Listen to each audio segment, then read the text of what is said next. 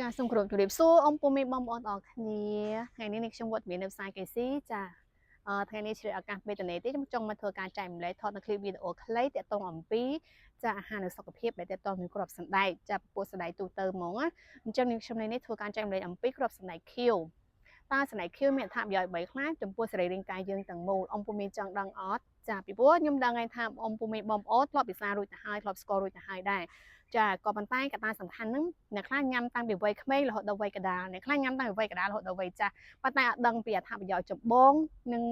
សារៈសំខាន់ពិសេសរបស់គ្រាប់សណ្តែកខៀវទេហើយថ្ងៃនេះនាងខ្ញុំដោយសារឆ្លងកាត់សារព័ត៌មានរបស់សហរដ្ឋអាមេរិកហ្នឹងគឺហៅកាត់តែ USDA ហ្នឹងចាំគាត់បានផ្សាយចាគាត់ខ្ញុំជិតឱកាសពេលតនេមកធ្វើការចែករំលែកជូនបងប្អូនទាំងអស់គ្នាតាម8ចំណុចនោះមានអ្វីខ្លះចាទី1គឺតកតងនឹងបញ្ហាអ្នកដែលមានអាចរយច្រើននៅលើខ្លួននៅលើមុខដីក្តីចាអាចជួយបាន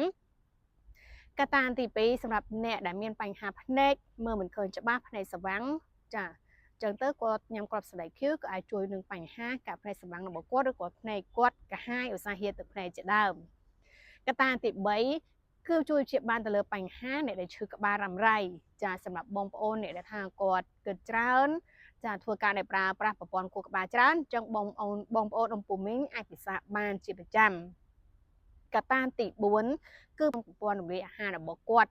ចាមានដូចជាកាពះពោះវៀនជាដើមនោះឯងចាហើយកត្តាទី5គឺអ្នកដែលមានបញ្ហាជំងឺថ្លើមអ្នកដែលមានកើតមុនច្រើនមុនខ្នងចាមុនមុខមុនខ្ទុះមុនធំហ្នឹងហើយជាពិសេសទៀតភ្នែកគាត់ឡើងក្រហមចាអ្នកផឹកស្រាច្រើនក៏សូមធ្វើការណែនាំឲ្យឧស្សាហ៍ពិសាដែរគ្រាប់សណ្តែកខៀវជួយបានច្រើនចំណុចទី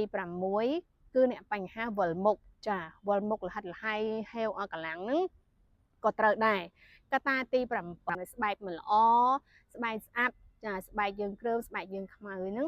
បងប្អូនជួយឧស្សាហ៍ព្យាយាមញ៉ាំទៅគឺអាចជួយបានចាស្បែកយើងមួយរយៈពេលក៏អាចភ្លឺបានហើយ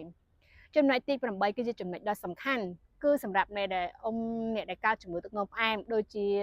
លោកពូលោកមេនិយាយតាដែលគាត់កើតជំងឺទឹកនោមផ្អែមឬក៏បងប្អូនអ្នកដែលកើតជំងឺទឹកនោមផ្អែមនិយាយទៅជំងឺទឹកនោមផ្អែមឥឡូវនេះមិនថាចាំថាក្មេងនេះគឺពេញនិយមតែម្ដងដោយសារយ៉ាងម៉េចគឺគាត់ប្រើចាគឺគាត់ប្រើរបស់កែច្នៃឬក៏គ្រឿងបរិភោគកែច្នៃច្រើនពេកដែលនាំឲ្យបញ្ហាសរីរាង្គកាយរបស់គាត់ហ្នឹងគឺវាខូចទៅវាមានផលប៉ះពាល់ដល់ធ្ងន់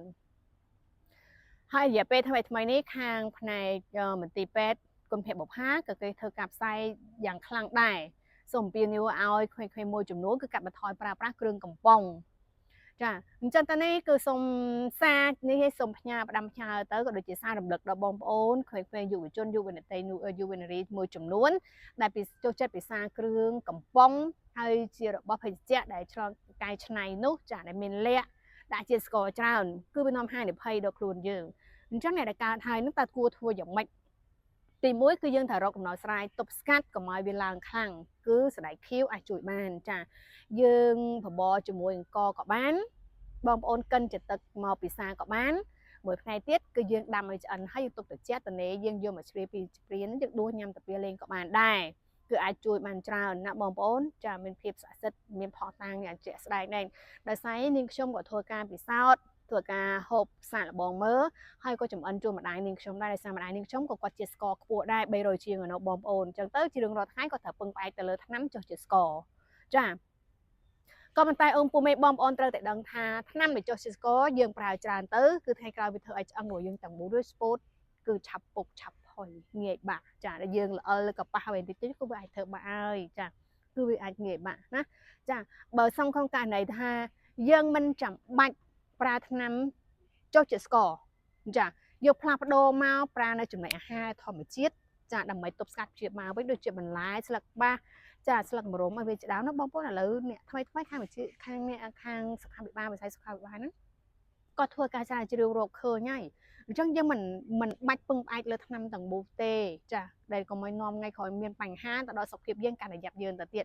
បងប្អូនឃើញរួចហើយសម្រាប់អ្នកកើតជំងឺទឹកនោមផ្អែមបេះដូងចាលើសឈាមគាត់ប្រើប្រាស់ថ្នាំគាត់ជាប្រចាំថ្ងៃក្រោយទៅប្រព័ន្ធអវយវៈរបស់គាត់ដូចជាថ្លើមប្រមាត់កាពះគឺរងគ្រោះធ្ងន់ធ្ងរយ៉ាងខ្លាំងចាអញ្ចឹងទៅជាចុងបញ្ចប់នេះខ្ញុំសូមជាសាររំលឹកទៅដល់បងប្អូនអរគ្នាបើក្នុងករណីថាយើងមិន មិនប្រើប្រាស់ពួកថ្នាំទាំងអស់នោះយើងប្រើជំនួសដោយរបស់ធម្មជាតិដូចជាបន្លែផ្លែឈើហើយនិងគ្រាប់ធញ្ញជាតិនោះគឺអាចព្យាបាលជំងឺយើងបានដូច